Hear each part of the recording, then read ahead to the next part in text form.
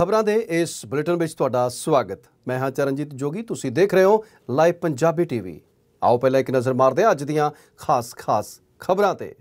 श्री हरमंदर साहिब नेड़े होए तीनों धमाकिਆਂ ਦੀ गुत्थी पुलिस ने सुलझाई। पाकिस्तान दे विच हिंसा तो बाद स्थिति बेकाबू। पंजाब दे एक होर गभरू दी अमरीका दे विच मौत। सुप्रीम कोर्ट ने आम आदमी पार्टी दे हक दे विच सुनाया फैसला। नंगल दे विच गैस लीक, विद्यार्थियों दी विगड़ी हालत। बीते दिनों तो अमृतसर दे विच लगातार एक तो बाद 3 धमाके होए सन। उन्हां धमाकिਆਂ दे नाल अमृतसर दे विच दहशत दा माहौल बनिया होया सी। हुण पंजाब पुलिस वालों इन्हां धमाकिਆਂ दी गुत्थी सुलझा लई गई है।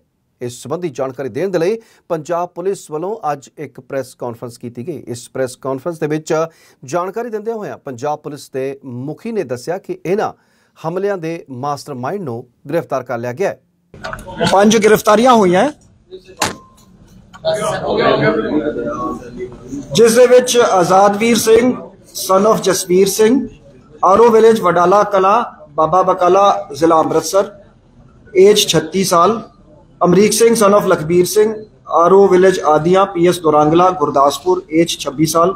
साहिब सिंह एलियास साबा son of Surender Singh, R O Aman avenue, gate Hakima, Amritsar. Harjeet Singh son of Devinder Singh, R O Majitha road, Amritsar.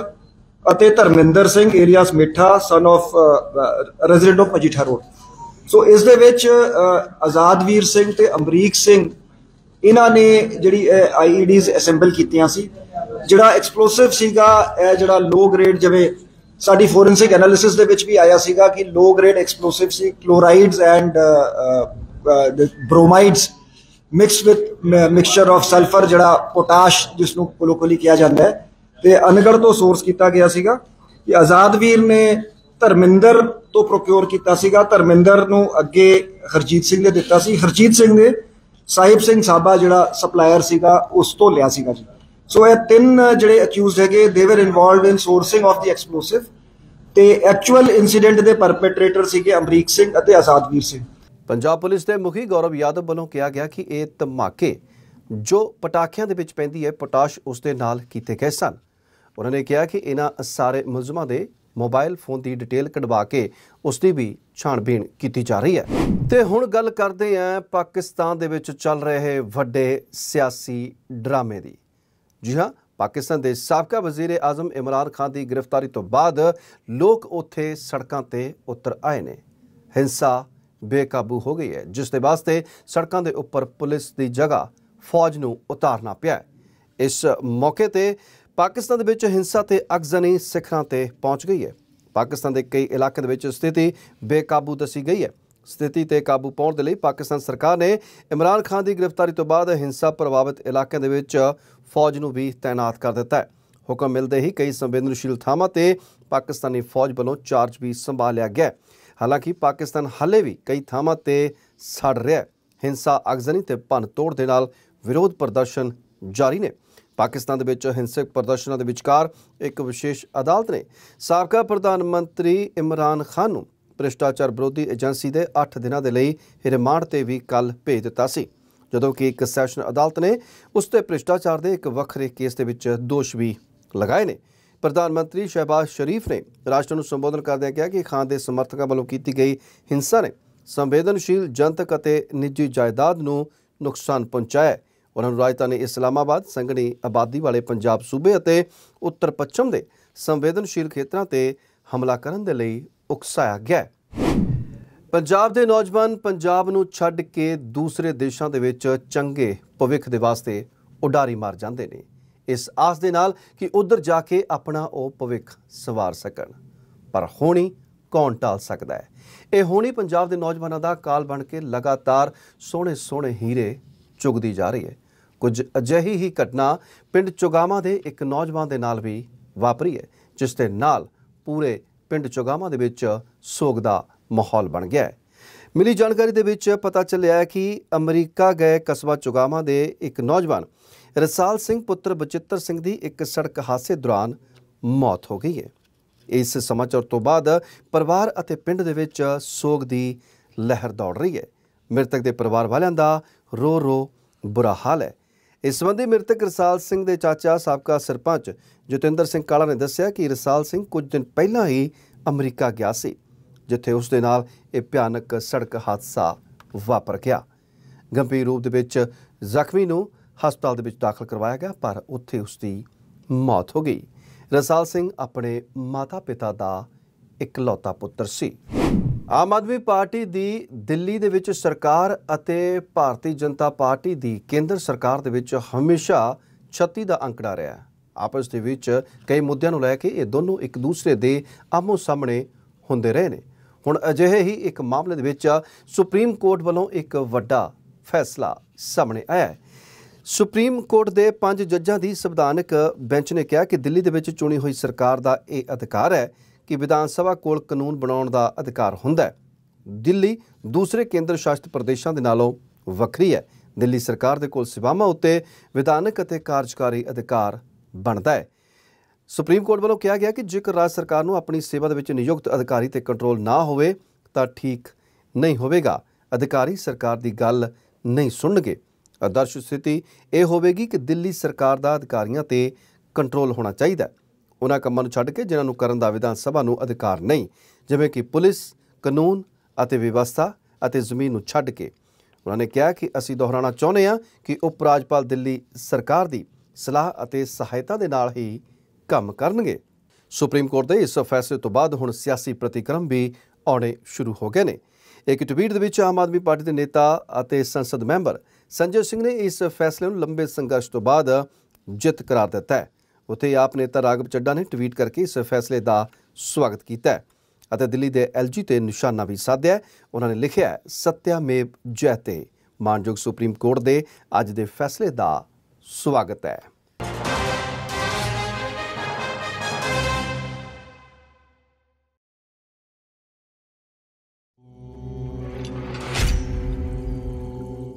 नमस्कार दोस्तों, आज मैं बहुत खुश हूँ और कुछ ऐसी ही खुशी तब थी जब मेरी इकलौती बेटी रिंकी विदेश से पढ़कर भारत वापस आई। मैं उसे लेने पहुंचा, लेकिन जब वो अपने विदेशी दोस्त को साथ में ले आई और साथ ही ये जिद भी कि वो शादी सिर्फ उससे करेगी, जिसके ना घर खानदान, वो क्या है कौन है कुछ नहीं पता था। परेशान थे, अच्छे अच्छे रिश्तों को ठुकरा दिया था उसने। पर एक बार मेरी वाइफ ने मुझे सजेस्ट किया कि एस्ट्रो गुरु गोविंदा जी हैं जो कुंडली देखकर ऐसे उपाय बताते हैं। सोचा कि क्यों ना जाकर देख ही लूं। कुछ उपाय बेटी ने किए और कुछ हम दोनों ने, और उन उपायों का ये असर हुआ। आज मेरा परिवार बहुत खुश है, बहुत सुखी है।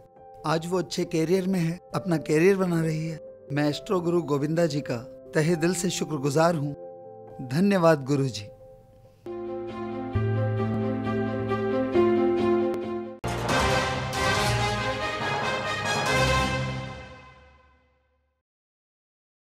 पंजाब ਅਤੇ ਹਿਮਾਚਲ ਪ੍ਰਦੇਸ਼ ਦੀ ਸਰਹੱਦ ਦੇ ਨਾਲ ਲੱਗਦੇ ਨੰਗਲ ਦੇ ਵਿੱਚ ਅੱਜ ਗੈਸ ਰਿਸਣ ਦਾ ਮਾਮਲਾ ਸਾਹਮਣੇ ਆਇਆ ਹੈ। ਇਸ ਗੈਸ ਰਿਸਣ ਦੇ ਨਾਲ ਲੋਕਾਂ ਨੂੰ ਗਲੇ ਦੇ ਵਿੱਚ ਤੇ ਸਾਹ ਲੈਣ ਦੇ ਵਿੱਚ ਪਰੇਸ਼ਾਨੀ ਆਉਣੀ ਸ਼ੁਰੂ ਹੋ ਗਈ। ਜਦੋਂ ਇਹ ਪਰੇਸ਼ਾਨੀ ਜ਼ਿਆਦਾ ਵਧੀ ਤਾਂ ਉਹਨਾਂ ਨੂੰ ਹਸਪਤਾਲ ਦੇ ਵਿੱਚ ਵੀ ਦਾਖਲ ਕਰਵਾਉਣਾ ਪਿਆ। ਇਸ ਦੀ ਜਾਣਕਾਰੀ ਪੰਜਾਬ ਦੇ ਸਿੱਖਿਆ ਮੰਤਰੀ ਹਰਜੋਤ ਸਿੰਘ ਬੈਂਸ ਨੇ ਟਵੀਟ ਕਰਕੇ ਸਾਂਝੀ ਕੀਤੀ ਹੈ। ਇਸ ਮੌਕੇ ਬੱਚਿਆਂ ਨੂੰ ਵੀ ਪਰੇਸ਼ਾਨੀ ਦਾ ਸਾਹਮਣਾ ਕਰਨਾ ਪਿਆ ਹੈ। ਇਸ ਮੌਕੇ ਘਟਨਾ ਦੀ ਥਾਂ ਤੇ ਬਚਾਅ ਦਸਤੇ ਤੁਰੰਤ ਪਹੁੰਚ ਗਏ। ਇਸ ਮੌਕੇ ਪੁਲਿਸ ਨੇ ਵੀ ਪਹੁੰਚ ਕੇ ਮੋਰਚਾ ਸੰਭਾਲਿਆ ਤੇ ਜਾਂਚ ਸ਼ੁਰੂ ਕਰ ਦਿੱਤੀ ਹੈ। ਸਵੇਰੇ ਸਾਨੂੰ ਇਨਫੋਰਮੇਸ਼ਨ ਆਈ ਸੀਗੀ ਕਿ ਕੋਈ ਇਫੈਕਟ ਹੈਗਾ, ਕੋਈ ਗੈਸ ਲੀਕ ਹੋਈ ਹੈ, ਜੋ ਸਾਨੂੰ ਪਤਾ ਲੱਗਿਆ ਹੈ। ਤੇ ਉਹਦੇ ਸੰਬੰਧ ਵਿੱਚ ਉਰੇ ਆਏ ਸੀਗੇ। ਉਰੇ ਆ ਕੇ ਸਕੂਲ ਨੂੰ ਇਵੈਕੂਏਟ, ਜਿਹੜੇ ਬੱਚੇ ਆਪਾਂ ਇਵੈਕੂਏਟ ਕਰਤੇ ਇੱਥੋਂ, ਤੇ ਸਾਰੇ ਜਿਹੜਾ थोड़े बच्चे सीगे उन्होंने हॉस्पिटल भी दाखिल कराता जी। तो हुण सिचुएशन अंडर कंट्रोल है। पेरेंट्स को बेनती है पैनिक ना करन, सब ठीक है। सर कितने के बच्चे प्रभावित हुए, जानकारी लगी है? क्योंकि साडे कैमरे तक काफ़ी बच्चे कैद हुए हैं। नहीं जी, कोई सानू एंडी इन्फॉर्मेशन नहीं है। मैडम भी किस प्रभावित है? है जी, मैडम भी प्रभावित है जो दस रहे हैं वो मुताबिक हैगा जी, पर सानू ऐसी कोई फैक्चुअल नॉलेज नहीं हैगी। कोई नहीं हो इवैक्यूएट हो रहा, कोई नहीं, बच्चों को समझा के भेज रहे हैं। सर पता लगा ਕਿਹੜੀ ਕੰਪਨੀ ਦੀ ਗੈਸ ਲੀਕ ਹੋਈ? अजे पता कर रहे हैं जी, अजे कुछ अजे सोर्स नहीं पता लग गया हैगा, बट लेटर सूनर पता कर रहे हैं। कशिश क्या हुआ था? जब मैं सीढ़ी चढ़ी तो नाक में कुछ ऐसा हुआ कि मेरे अंदर कुछ गया है, था बस ही, तो मुझे एकदम से चक्कर आया और मुझे सांस लेने में थोड़ी सी दिक्कत हुई, फिर मैं ठीक लगा। कितने बच्चे स्कूल में हैं कि जिनको ऐसी प्रॉब्लम आई है? सर काफी बच्चे हैं। लगभग कोई आपको काउंटिंग है, कुछ नंबर है? 10, 20, 50 कितने? 20 बच्चे 20-25 तो है। ठीक है। ਮਿਲੀ ਜਾਣਕਾਰੀ ਤੋਂ ਪਤਾ ਲੱਗਿਆ ਕਿ ਜਿਸ ਫੈਕਟਰੀ ਦੇ ਵਿੱਚ ਇਹ ਗੈਸ ਲੀਕ ਹੋਈ ਸੀ ਉਸ ਫੈਕਟਰੀ ਦੇ ਵਿੱਚ ਕੋਈ 300-400 ਆਦਮੀ ਮੌਜੂਦ ਸੀ ਔਰ ਨਾਲ ਦੀ ਨਾਲ ਉੱਥੇ ਬੱਚੇ ਵੀ ਸਨ। ਮਿਲੀ ਜਾਣਕਾਰੀ ਦੇ ਮੁਤਾਬਕ ਇਹਨਾਂ ਬੱਚਿਆਂ ਨੂੰ ਵੀ ਸਾਹ ਲੈਣ ਦੇ ਵਿੱਚ ਪਰੇਸ਼ਾਨੀ ਹੋਈ, ਗਲੇ ਦੇ ਵਿੱਚ ਪਰੇਸ਼ਾਨੀ ਹੋਈ ਔਰ ਇਹਨਾਂ ਬੱਚਿਆਂ ਨੂੰ ਵੀ ਹਸਪਤਾਲ ਭੇਜ ਦਿੱਤਾ ਗਿਆ। ਵਿਦੇਸ਼ਾਂ ਦੀ ਚਕਾਚੌਂਧ ਹਮੇਸ਼ਾ ਨੌਜਵਾਨਾਂ ਨੂੰ ਪ੍ਰਭਾਵਿਤ ਕਰਦੀ ਹੈ, ਆਪਣੇ ਵੱਲ ਖਿੱਚਦੀ ਹੈ। ਇਸੇ ਕਰਕੇ ਉਹ ਵਿਦੇਸ਼ੀ ਚਕਾਚੌਂਧ ਵਿੱਚ ਫਸ ਕੇ ਆਪਣਾ ਵਤਨ ਛੱਡ ਕੇ ਦੂਸਰੇ ਮੁਲਕ ਨੂੰ ਉਡਾਰੀ ਮਾਰ ਜਾਂਦੇ ਨੇ ਤੇ ਉਧਰ ਜਾ ਕੇ ਆਪਣੇ ਰੁਜ਼ਗਾਰ ਦੀ ਤਲਾਸ਼ ਦੇ ਵਿੱਚ ਹੱਥ ਪੈਰ ਮਾਰਦੇ ਨੇ। ਪਰ ਹਰ ਪਾਸੇ ਕੁਝ ਚੰਗਾ ਹੋਵੇ ਇਹ ਵੀ ਨਹੀਂ ਹੋ ਸਕਦਾ।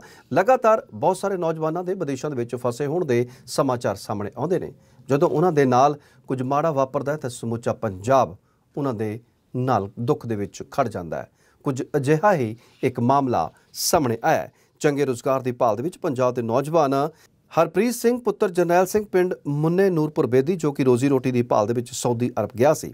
ਉਹ ਪਿਛਲੇ 19 ਮਹੀਨਿਆਂ ਤੋਂ ਸਾਊਦੀ ਅਰਬ ਦੀ ਜੇਲ੍ਹ ਦੇ ਵਿੱਚ ਨਜ਼ਰਬੰਦ ਸੀ। ਹੁਣ ਉਹ ਰਿਹਾ ਹੋ ਕੇ ਭਾਰਤ ਵਾਪਸ ਪਰਤ ਆਇਆ ਹੈ। ਸਮਾਜ ਸੇਵੀ ਗੌਰਵ ਰਾਣਾ ਤੇ ਡਾਕਟਰ ਦਵਿੰਦਰ ਬਜਾਜ ਨੇ ਨੌਜਵਾਨਾਂ ਦੀ ਰਿਹਾਈ ਦੇ ਲਈ ਵਿਦੇਸ਼ ਮੰਤਰਾਲੇ ਦੇ ਨਾਲ ਪੱਤਰ ਵਿਹਾਰ ਸ਼ੁਰੂ ਕੀਤਾ, ਜਿਸ ਤੋਂ ਬਾਅਦ ਹੁਣ ਹਰਪ੍ਰੀਤ ਸਿੰਘ ਸਾਊਦੀ ਅਰਬ ਤੋਂ ਰਿਹਾ ਹੋ ਕੇ ਵਾਪਸ ਆ ਗਿਆ।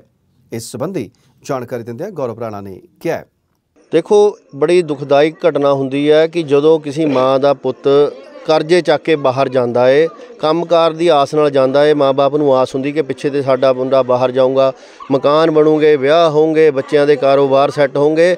ਪਰ ਦੁਖਦਾਇਕ ਘਟਨਾ ਇਹ ਹੈ ਕਿ ਬੇਸ਼ੱਕ ਹਿੰਦੁਸਤਾਨ ਦੇ ਵਿੱਚ ਨੌਕਰੀਆਂ ਔਰ ਸਿਸਟਮਾਂ ਦੀ ਕਮੀ ਹੈ, ਪਰ ਜਦ ਬਾਹਰਲੇ ਮੁਲਕਾਂ 'ਚ ਜਾ ਕੇ ਮੁੰਡੇ ਇੱਦਾਂ ਫਸ ਜਾਂਦੇ।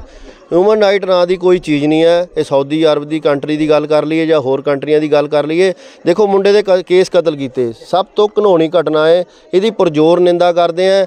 ਐਵੇਂ ਅਸੀਂ ਜਿਹੜੇ ਡਰਾਮੇ ਕਰਦੇ ਆ ਇਹ ਬੜੇ ਪਏ ਜੀ ਸਾਡੇ ਦੇਸ਼ਾਂ ਵਿੱਚ ਆ ਕੇ ਅਸੀਂ ਸਤਿਕਾਰ ਕਰਦੇ ਹਾਂ ਹਰੇਕ ਧਰਮਾਂ ਦਾ, ਬਿਲਕੁਲ ਇਹ ਗੱਲ ਗਲਤ ਹੈ। ਇਸ ਮੁੰਡੇ ਨਾਲ ਨਜਾਇਜ਼ ਕੀਤੀ ਗਈ। ਇਹ 1 ਸਾਲ ਕਰੀਬ ਜਿਹੜਾ ਹੈ ਆਪਣੀ ਸਜ਼ਾ ਭੁਗਤਣ ਤੋਂ ਬਾਅਦ ਵੀ ਉੱਥੇ ਰਿਹਾ। ਔਰ ਇੱਕ ਮੈਂ ਕਹੂੰਗਾ ਇਹ ਸਿਸਟਮ ਦੀ ਐਡੀ ਬੜੀ ਕਮਜ਼ੋਰੀ ਹੈ ਕਿ ਸਿਰਫ 2500 ਰੁਪਏ ਪਿੱਛੇ ਮੁੰਡਾ ਇੰਨੀ ਦੇਰ ਬੰਦ ਰਿਹਾ। ਹਿੰਦੁਸਤਾਨ ਦੀ ਜੂਹ ਅੰਦਰ ਅਸੀਂ ਮਾਣ ਨਹੀਂ ਕਰਦੇ, ਜਿੰਨੇ ਜੋਗੇ ਹੈ ਆ ਜਿੰਨੇ ਇਸ਼ੂ ਹੁੰਦੇ ਹੈ ਉੱਥੇ ਤੱਕ ਅਸੀਂ ਬਾਹ ਲਾ ਦਿੰਦੇ। ਜਿੱਥੇ ਹੁਣ ਕੰਮੇ ਜਿਹੜਾ ਐਕਸਟਰਨਲ ਅਫੇਅਰਸ ਦਾ ਆ ਜਾਂਦਾ, ਬਾਹਰੀ ਸਰਕਾਰਾਂ ਦਾ ਆ ਜਾਂਦਾ, ਉਹ ਉਹਨਾਂ ਵਾਸਤੇ 1 ਸਕਿੰਟ ਦਾ ਕੰਮ ਤਾਂ, ਪਰ ਇਸ ਮੁੰਡੇ ਨੂੰ ਕੀਮਤੀ 1 ਸਾਲ ਜ਼ਿੰਦਗੀ ਦਾ ਫਾਲਤੂ ਉੱਥੇ ਲਾਣਾ ਪਿਆ। ਇਹਦੀ ਬਹੁਤ ਪੁਰਜ਼ੋਰ ਨਿੰਦਾ ਕਰਦੇ ਆ। ਪੰਜਾਬ ਦੇ ਕਿਸਾਨਾਂ ਦੇ ਚਿਹਰਿਆਂ ਦੇ ਉੱਪਰ ਰੌਣਕ ਦਿਖਾਈ ਦੇ ਰਹੀ ਹੈ। ਪੰਜਾਬ ਦੇ ਚਿਹਰਿਆਂ ਦੇ ਉੱਪਰ ਹਵਾਈਆਂ ਉਸ ਵੇਲੇ ਉੱਡ ਗਈਆਂ ਸਨ ਜਦੋਂ ਬੇਮੌਸਮੀ ਬਰਸਾਤ ਨੇ ਉਹਨਾਂ ਦੀ ਫਸਲਾਂ ਦੇ ਵਿੱਚ ਖੜੀ ਪੱਕੀ ਫਸਲ ਨੂੰ ਲੰਮਿਆਂ ਪਾ ਦਿੱਤਾ ਸੀ। ਖੇਤਾਂ ਦੇ ਵਿੱਚ ਲੱਦੇ ਹੋਏ ਸੋਨੇ ਦੇ ਜਹਾਜ਼ ਡਾਮਾਡੋਲ ਹੋ ਗਏ ਸਨ। ਬੇਮੌਸਮੀ ਬਰਸਾਤ ਜਿੱਥੇ ਰੁਕ ਕੇ ਕਿਸਾਨਾਂ ਨੂੰ ਪਰੇਸ਼ਾਨ ਕਰ ਰਹੀ ਸੀ, ਕਿਸਾਨਾਂ ਦੇ ਸਾਹ ਸੁੱਕੇ ਹੋਏ ਸਨ। ਪਰ ਇਹਨਾਂ ਕਿਸਾਨਾਂ ਦੀ ਜੇਕਰ ਗੱਲ ਕੀਤੀ ਜਾਵੇ ਖਰੀਦੀ ਤਾਂ ਬੇਮੌਸਮੀ ਮੀਂਹ, ਗੜੇਮਾਰੀ, ਤੇਜ਼ ਤੂਫਾਨ ਤੇ ਘੱਟ ਰਕਬੇ ਦੇ ਬਾਵਜੂਦ ਪੰਜਾਬ ਦੇ ਵਿੱਚ 21% ਤੋਂ ਵਧੇਰੇ ਕਣਕ ਦੀ ਖਰੀਦ ਹੋਈ ਹੈ। ਮਿਲੀ ਜਾਣਕਾਰੀ ਦੇ ਮੁਤਾਬਕ ਇਸ ਵਾਰ ਸੂਬੇ ਦੇ ਵਿੱਚ 17,000 ਹੈਕਟੇਅਰ ਰਕਬਾ ਘਟ ਗਿਆ ਸੀ। ਬੇਮੌਸਮੀ ਮੀਂਹ ਅਤੇ ਭਾਰੀ ਗੜੇਮਾਰੀ ਕਾਰਨ ਫਸਲਾਂ ਬੁਰੀ ਤਰ੍ਹਾਂ ਦੇ ਨਾਲ ਵਿਛ ਗਈਆਂ ਸਨ, ਜਿਸ ਦੇ ਚਲਦਿਆਂ ਦਾਣੇ ਛੋਟੇ ਰਹਿ ਗਏ ਸਨ, ਜਿਸ ਕਾਰਨ ਇਹ ਅੰਦਾਜ਼ਾ ਲਗਾਇਆ ਜਾ ਰਿਹਾ ਸੀ ਕਿ ਪੈਦਾਵਾਰ ਪ੍ਰਭਾਵਿਤ ਹੋ ਸਕਦੀ ਹੈ। ਪਰ ਪਿਛਲੇ ਸਾਲ ਦੇ ਮੁਕਾਬਲੇ ਇਸ ਵਾਰ 10 ਮਈ ਤੱਕ ਮੰਡੀਆਂ ਦੇ ਵਿੱਚ 21% ਤੋਂ ਵਧੇਰੇ ਖਰੀਦ ਹੋ ਚੁੱਕੀ ਹੈ। ਖੇਤੀਬਾੜੀ ਵਿਭਾਗ ਦੇ ਡਾਇਰੈਕਟਰ ਡਾਕਟਰ ਗੁਰਵਿੰਦਰ ਸਿੰਘ ਨੇ ਦੱਸਿਆ ਕਿ 2022-23 ਦੇ ਵਿੱਚ ਸੂਬੇ ਦੇ ਵਿੱਚ 155 ਲੱਖ ਮੀਟ੍ਰਿਕ ਟਨ ਦੀ ਪੈਦਾਵਾਰ ਹੋਣ ਦੀ ਸੰਭਾਵਨਾ ਸੀ। ਸਰਹੱਦੀ ਖੇਤਰ ਤੇ ਮੰਡ ਖੇਤਰ ਦੇ ਵਿੱਚ ਆਈ ਘਾਟ ਦੇ ਕਾਰਨ ਉਤਪਾਦਨ 148 ਲੱਖ ਮੀਟ੍ਰਿਕ ਟਨ ਤੱਕ ਹੀ ਸੀਮਤ ਰਹਿ ਗਿਆ। ਪਰ ਇਸ ਵਾਰ ਪੈਦਾਵਾਰ ਚੰਗੀ ਹੋਈ ਹੈ। ਉਮੀਦ ਜਤਾਈ ਜਾ ਰਹੀ ਹੈ ਕਿ ਪੈਦਾਵਾਰ 165 ਲੱਖ ਮੀਟ੍ਰਿਕ ਟਨ ਤੱਕ ਹੋ ਸਕਦੀ ਹੈ। ਇਹ ਵੀ ਦੱਸਣਯੋਗ ਹੈ ਕਿ ਕਣਕ ਦੀ ਖਰੀਦ ਵਿੱਚ ਪਟਿਆਲਾ ਜ਼ਿਲ੍ਹਾ ਨੇ ਰਿਕਾਰਡ ਕਾਇਮ ਕਰ ਦਿੱਤਾ ਹੈ, ਜਿੱਥੇ 8,71,752 ਮੀਟ੍ਰਿਕ ਟਨ ਦੀ ਖਰੀਦ ਹੋਈ ਹੈ। ਉੱਥੇ ਹੀ ਦੂਸਰੇ ਨੰਬਰ ਤੇ ਸੰਗਰੂਰ, ਤੀਸਰੇ ਨੰਬਰ ਤੇ ਮੁਕਤਸਰ ਸਾਹਿਬ, ਚੌਥੇ ਤੇ ਬਠਿੰਡਾ ਤੇ ਪੰਜਵੇਂ ਨੰਬਰ ਤੇ ਫਾਜ਼ਿਲਕਾ ਖਰੀਦ ਦੇ ਮਾਮਲੇ ਦੇ ਵਿੱਚ ਰਿਹਾ ਹੈ। ਜਿੰਨਾ ਜ਼ਿਆਦਾ ਉਤਪਾਦਨ ਹੋਏਗਾ ਉਨਾ ਹੀ ਅਰਥ ਵਿਵਸਥਾ ਨੂੰ ਹੁਲਾਰਾ ਵੀ ਮਿਲੇਗਾ ਤੇ ਕਿਸਾਨ ਵੀ ਸੁਖਾਲੇ ਹੋਣਗੇ। ਰੈਸਲਿੰਗ ਫੈਡਰੇਸ਼ਨ ਆਫ ਇੰਡੀਆ ਦੇ ਪ੍ਰਧਾਨ ਬ੍ਰਿਜ ਭੂਸ਼ਣ ਸ਼ਰਨ ਸਿੰਘ ਦੇ ਖਿਲਾਫ ਪਹਿਲਵਾਨ ਜੰਤਰ ਮੰਤਰ ਤੇ ਡਟੇ ਹੋਏ ਨੇ। ਉਹਨਾਂ ਦੇ ਰੋਹ ਪ੍ਰਦਰਸ਼ਨ ਦਾ ਅੱਜ 19ਵਾਂ ਦਿਨ ਸੀ। ਹਾਲੇ ਵੀ ਇਹ ਪਹਿਲਵਾਨ ਡਟੇ ਹੋਏ ਨੇ। ਆਪਣੇ ਹੱਕਾਂ ਦੀ ਮੰਗ ਕਰਦਿਆਂ ਇਹ ਪਹਿਲਵਾਨ ਹਾਲੇ ਵੀ ਟਸ ਤੋਂ ਮਸ ਨਹੀਂ ਹੋਏ। ਜੰਤਰ ਮੰਤਰ ਤੇ ਲਗਾਤਾਰ ਇਹਨਾਂ ਨੂੰ ਬਹੁਤ ਸਾਰੀਆਂ ਸੰਸਥਾਵਾਂ ਦਾ ਵੀ ਸਮਰਥਨ ਮਿਲਣਾ ਸ਼ੁਰੂ ਹੋ ਗਿਆ। ਅੱਜ ਪਹਿਲਵਾਨਾਂ ਵੱਲੋਂ ਕਾਲਾ ਦਿਵਸ ਮਨਾਇਆ ਗਿਆ। ਪਹਿਲਵਾਨਾਂ ਨੇ ਦੇਸ਼ ਵਾਸੀਆਂ ਨੂੰ ਅਪੀਲ ਕੀਤੀ ਸੀ ਕਿ ਉਹ ਸਵੇਰੇ 10 ਵਜੇ ਤੋਂ ਦੁਪਹਿਰ 2 ਵਜੇ ਤੱਕ ਕਾਲੀਆਂ ਪੱਟੀਆਂ ਬੰਨ੍ਹ ਕੇ ਉਹਨਾਂ ਦੀ ਹਮਾਇਤ ਵਿੱਚ ਰੋਸ ਪ੍ਰਗਟ ਕਰਨ। ਇਸ ਦੌਰਾਨ ਬਜਰੰਗ ਪੂਨੀਆ, ਸਾਕਸ਼ੀ ਮਲਕ, ਵਿਨੇਸ਼ ਫੋਗਟ, ਸੰਗੀਤਾ ਫੋਗਟ ਤੇ ਹੋਰ ਪਹਿਲਵਾਨਾਂ ਨੇ ਸਿਰਾਂ ਅਤੇ ਹੱਥਾਂ ਤੇ ਕਾਲੀਆਂ ਪੱਟੀਆਂ ਬੰਨੀਆਂ ਹੋਈਆਂ ਸਨ। ਉਹਨਾਂ ਦੀ ਮੰਗ ਹੈ ਕਿ ਕੁਸ਼ਤੀ ਸੰਘ ਦੇ ਪ੍ਰਧਾਨ ਬ੍ਰਿਜ ਭੂਸ਼ਣ ਸ਼ਰਨ ਸਿੰਘ ਨੂੰ ਗ੍ਰਿਫਤਾਰ ਕੀਤਾ ਜਾਵੇ। ਇਸ ਦੇ ਲਈ ਸਾਰੇ ਖਿਡਾਰੀਆਂ ਨੇ ਸੋਸ਼ਲ मीडिया ਤੇ भी पोस्ट शेयर की है। और काली पट्टी हमने विरोध जताया है कि बहन बेटियों के न्याय के लिए जो लड़ाई हम लड़ रहे हैं ब्रजभूषण के खिलाफ, तो हमने पूरे देश में एक मैसेज दिया कि आज हम ब्लैक डे मनाएंगे, ब्लैक पट्टी बांध के 10 बजे से 2 बजे का टाइम है। तो मैं आपके माध्यम से सभी मीडिया कर्मियों के माध्यम से पूरे देश से अपील करता हूँ कि आप भी इस भारत की बेटियों की न्याय की लड़ाई में अपना योगदान। गाजा पट्टी ते इजरायली हमले जारी ने। इन्हां हमलिਆਂ ਦੇ ਵਿੱਚ 21 ਫਲਸਤੀਨੀ ਲੋਕਾਂ ਦੇ ਮਾਰੇ ਜਾਣ ਦਾ ਸਮਾਚਾਰ ਮਿਲਿਆ ਤੇ 64 ਲੋਕ ਜ਼ਖਮੀ ਵੀ ਦੱਸੇ ਗਏ ਨੇ। ਗਾਜ਼ਾ ਦੇ ਵਿੱਚ ਫਲਸਤੀਨੀ ਸਿਹਤ ਮੰਤਰਾਲੇ ਦੇ ਬੁਲਾਰੇ ਅਸ਼ਰਫ ਅਲ ਕੇਦਰਾ ਨੇ ਦੱਸਿਆ ਕਿ ਇਜ਼ਰਾਈਲੀ ਮਿਜ਼ਾਈਲਾਂ ਨਾਲ ਟਕਰਾਉਣ ਦੇ ਵਿੱਚ 12 ਨਾਗਰਿਕਾਂ ਸਮੇਤ 21 ਫਲਸਤੀਨੀ ਮਾਰੇ ਗਏ ਨੇ ਅਤੇ 64 ਹੋਰ ਜ਼ਖਮੀ ਹੋ ਗਏ ਨੇ। ਫਲਸਤੀਨੀ ਧੜਿਆਂ ਦੇ ਮਿਲਟਰੀ ਆਪਰੇਸ਼ਨਸ ਦੇ ਗਾਜ਼ਾ ਸਥਿਤ ਸੰਯੁਕਤ ਸੈੱਲ ਨੇ ਇਹ ਦਾਅਵਾ ਕੀਤਾ ਸੀ ਕਿ ਦੱਖਣੀ ਅਤੇ ਮੱਧ ਇਜ਼ਰਾਈਲ ਦੇ ਵਿੱਚ ਰਾਕਟ ਦਾਗੇ ਗਏ ਨੇ। ਜਵਾਬੀ ਕਾਰਵਾਈ ਦੇ ਵਿੱਚ ਫਲਸਤੀਨੀ ਇਸਲਾਮਿਕ ਜਿਹਾਦ ਦੇ 3 ਸੀਨੀਅਰ ਮੈਂਬਰ ਮਾਰੇ ਗਏ ਨੇ। ਇਜ਼ਰਾਈਲੀ ਫੌਜ ਦੇ ਬੁਲਾਰੇ ਨੇ ਆਪਣੇ ਬਿਆਨਾਂ ਦੇ ਵਿੱਚ ਕਿਹਾ ਕਿ ਇਜ਼ਰਾਈਲੀ ਫੌਜ ਨੇ ਮਿਜ਼ਾਈਲਾਂ ਦੇ ਨਾਲ PGI ਦੇ ਫੌਜੀ ਬੁਨਿਆਦੀ ਢਾਂਚੇ ਦੇ ਨਾਲ ਸੰਬੰਧਿਤ ਦਰਜਨਾਂ ਫੌਜੀ ਚੌਕੀਆਂ, ਸਾਈਟਾਂ ਤੇ ਸੰਚਾਲਕਾਂ ਨੂੰ ਨਿਸ਼ਾਨਾ ਬਣਾਇਆ ਹੈ। ਇਜ਼ਰਾਈਲੀ ਰੇਡੀਓ ਤੋਂ ਦੱਸਿਆ ਗਿਆ ਕਿ ਗਾਜ਼ਾ ਪੱਟੀ ਤੋਂ ਦੱਖਣੀ ਅਤੇ ਮੱਧ ਇਜ਼ਰਾਈਲ ਦੇ ਵਿੱਚ 300 ਤੋਂ ਵੱਧ ਰਾਕਟ ਅਤੇ ਪ੍ਰੋਜੈਕਟਾਈਲ ਦਾਗੇ ਗਏ ਨੇ। ਇਹਨਾਂ ਦੇ ਵਿੱਚੋਂ ਇਜ਼ਰਾਈਲ ਫੌਜ ਦੇ ਆਇਰਨ ਡੋਮ ਨੇ ਜ਼ਿਆਦਾਤਰ ਰਾਕਟਾਂ ਨੂੰ ਰੋਕ ਦਿੱਤਾ ਹੈ। ਹਾਕੀ ਇੰਡੀਆ ਨੇ ਆਸਟ੍ਰੇਲੀਆ ਦੇ ਐਡੀਲੇਡ ਦੇ ਵਿੱਚ ਹੋਣ ਵਾਲੀ ਸੀਰੀਜ਼ ਦੇ ਵਾਸਤੇ ਆਪਣੀ ਟੀਮ ਨੂੰ ਐਲਾਨ ਦਿੱਤਾ ਹੈ। 18 ਮਈ ਤੋਂ ਇਹ ਸੀਰੀਜ਼ ਸ਼ੁਰੂ ਹੋਣ ਜਾ ਰਹੀ ਹੈ, ਜਿਸ ਦੇ ਵਿੱਚ ਮਹਿਲਾਵਾਂ ਦੀ ਟੀਮ ਦੀ ਕਪਤਾਨੀ ਗੋਲਕੀਪਰ ਸਵਿਤਾ ਦੇ ਹੱਥ ਦੇ ਦਿੱਤੀ ਗਈ ਹੈ। ਗੌਰਤਲਬ ਹੈ ਕਿ ਆਸਟ੍ਰੇਲੀਆ ਦੇ ਵਿੱਚ ਐਡੀਲੇਡ ਦੇ ਵਿੱਚ 18 ਮਈ ਤੋਂ ਇਹ ਸ਼ੁਰੂ ਹੋਣ ਵਾਲੀ 3 ਮੈਚਾਂ ਦੀ ਲੜੀ ਦੇ ਲਈ ਭਾਰਤ ਦੀ 20 ਮੈਂਬਰੀ ਰਾਸ਼ਟਰੀ ਮਹਿਲਾ ਹਾਕੀ ਟੀਮ ਦਾ ਇਹ ਐਲਾਨ ਕਰ ਦਿੱਤਾ ਗਿਆ ਹੈ। ਭਾਰਤੀ ਟੀਮ ਆਪਣੇ ਇਸ ਦੌਰੇ ਦੇ ਵਿੱਚ ਆਸਟ੍ਰੇਲੀਆ A ਦੇ ਵਿਰੁੱਧ ਵੀ 2 ਮੈਚ ਖੇਡੇਗੀ। ਇਹ ਦੌਰਾ ਹਾਂਗਜੂ ਏਸ਼ੀਆਈ ਖੇਡਾਂ ਦੀ ਤਿਆਰੀ ਦੇ ਸਿਲਸਿਲੇ ਦੇ ਵਿੱਚ ਕੀਤਾ ਗਿਆ ਹੈ। ਗੋਲਕੀਪਰ ਸਵਿਤਾ ਨੂੰ ਟੀਮ ਦੀ ਕਪਤਾਨ ਨਿਯੁਕਤ ਕੀਤਾ ਗਿਆ, ਜਦਕਿ ਦੀਪ ਗ੍ਰੇਸ ਏਕਾ ਟੀਮ ਦੀ ਉਪ ਕਪਤਾਨ ਹੋਏਗੀ। ਬਿੱਛੂ ਦੇਵੀ ਖਾਰੀਬਮ ਟੀਮ ਦੇ ਵਿੱਚ ਸ਼ਾਮਲ ਦੂਸਰੀ ਗੋਲਕੀਪਰ ਹੈ। ਭਾਰਤ 18, 20 ਅਤੇ 21 ਮਈ ਨੂੰ ਆਸਟ੍ਰੇਲੀਆ ਦਾ ਸਾਹਮਣਾ ਕਰੇਗਾ, ਜਦਕਿ ਇਸ ਤੋਂ ਬਾਅਦ 25 ਤੇ 27 ਮਈ ਨੂੰ ਆਸਟ੍ਰੇਲੀਆ A ਦੇ ਨਾਲ ਭਿੜੇਗਾ। ਸਾਰੇ 5 ਮੈਚ ਐਡੀਲੇਡ ਦੇ ਮੇਟ ਸਟੇਡੀਅਮ ਦੇ ਵਿੱਚ ਖੇਡੇ ਜਾਣਗੇ। ਇਸ ਦੇ ਨਾਲ ਹੀ ਖਬਰਾਂ ਦਾ ਬੁਲੇਟਿਨ ਸਮਾਪਤ ਹੁੰਦਾ ਹੈ। ਇਜਾਜ਼ਤ ਦਿਓ, ਧੰਨਵਾਦ।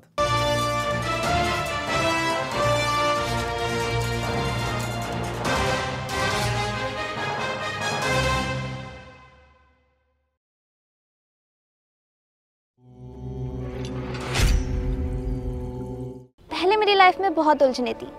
मैं एक लड़के को पसंद करती थी और उसी से शादी करना चाहती थी। मेरे मम्मी पापा के मना करने के बावजूद मैं बस उसी की बातें सुनती थी। पर पता नहीं, जैसे ही गुरु गोविंदा जी ने मेरी कुंडली बनाकर जो मुझे बातें बताई, उसे सुनकर मुझे अपनी कही बातों पर बहुत पछतावा हुआ। मुझे एहसास हुआ कि मेरे मम्मी पापा जो भी कह रहे थे मेरे भले के लिए कह रहे थे। मुझे ये बताते हुए बहुत गर्व महसूस हो रहा है कि मैंने एस्ट्रो गुरु गोविंदा जी के उपायों को अपनाया और अपनी जीवन की परेशानियों को सरलतापूर्वक हल कर लिया। अब मैं अपने सिर्फ करियर पर ध्यान दे रही हूँ और अपनी मम्मी पापा की कही सारी बातें मान रही हूँ। और मेरी बेटी मेरा कहना मानती है और इन सब चीज़ों से अपने परिवार को खुश देख के मैं बहुत खुश हूँ। धन्यवाद हो एस्ट्रो गुरु गोविंदा जी का। गुरु गोविंदा जी से मिलिए और अपनी परेशानियों का हल करें और मेरी तरह अपने सुखी परिवार के साथ खुश रहिए। धन्यवाद।